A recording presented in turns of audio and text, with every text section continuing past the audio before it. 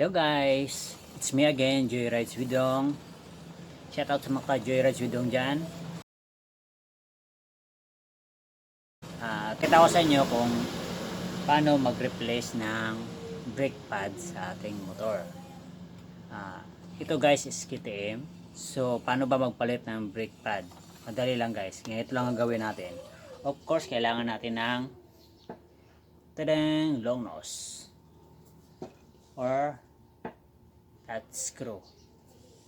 So first guys, pag mag-replace tayo ng brake or mag-check ng brake kung manipis na ba o maapal, kahit hindi natanggalin, kung mag-check tayo ng brake, kahit hindi natanggalin natin, masisilip natin dito nga area.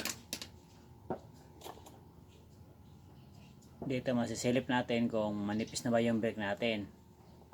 So sakaling manipis na, so mag-replace tayo. So ang unang gagawin natin kung mag-replace tayo is remove this one. Dito natin ha. So tatanggalin ko na to, no. Magre-remove tayo ng lock spring. Yan, bunutin pa, taangat lang. Tapos dalawa yan, kabilang side. Dalawa yan, ito. Bunutin natin yan.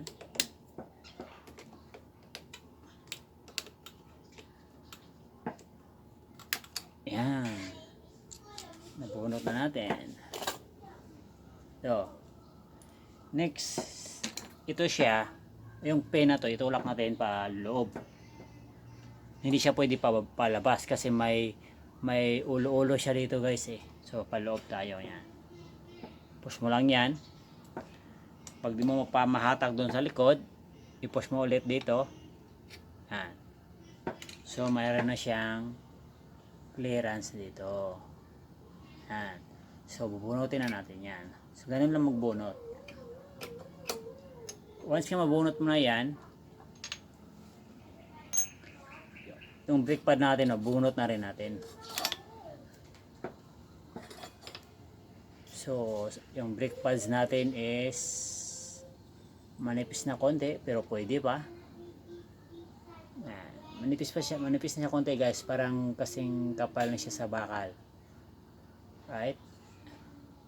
So, palitin na rin siya, pero magagamit pa natin yan.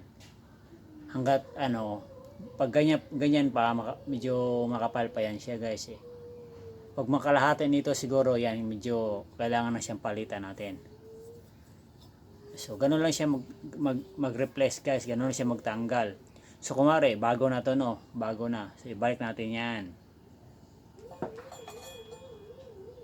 Ibalik natin guys.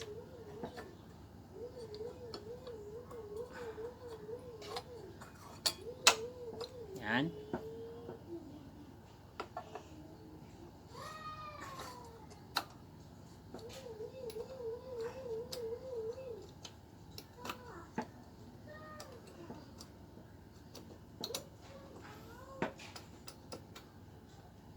Make sure nga maibalik ko ng maayos.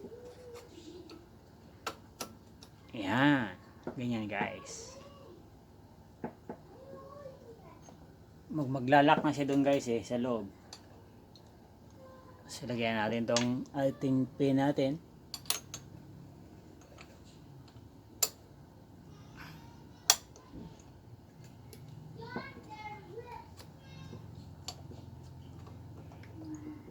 Kung sakali guys, hindi magkasya, bunutin mo to uli, hilahin mo to uli. Yan. Ilagyan natin ulit.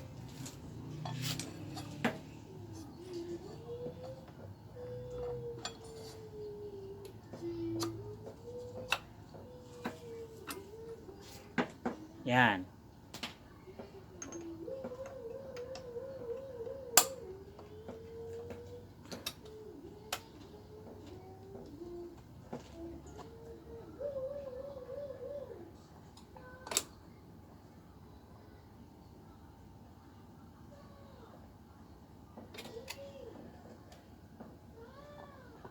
Yan, lumabas na, di ba?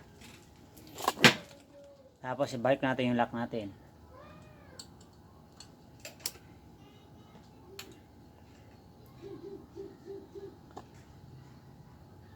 Sa kabila din, ibalik din natin lock.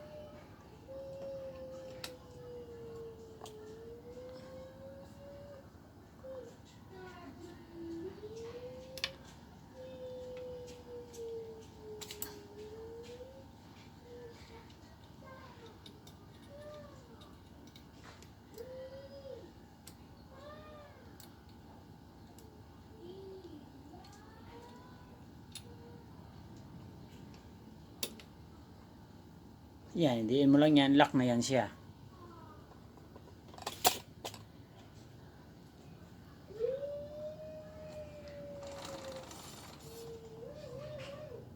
So, start natin guys, no? Tapos try natin i-brake.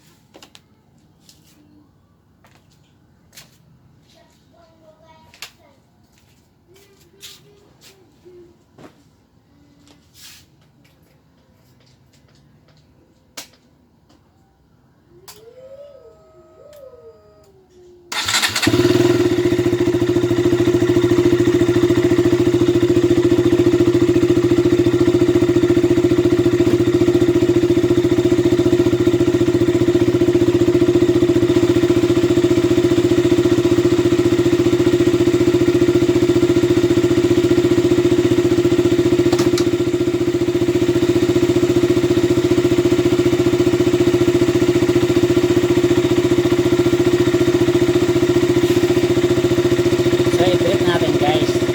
Magana na yan. I-brake natin, no?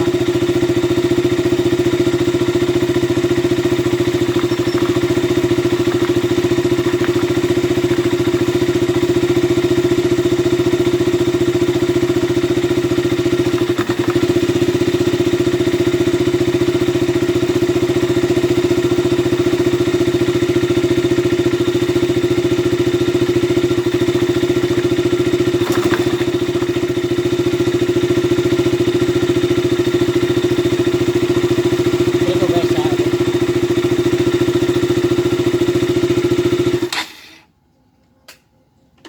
So, ayun guys.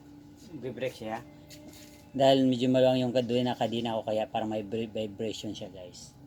So, yun guys.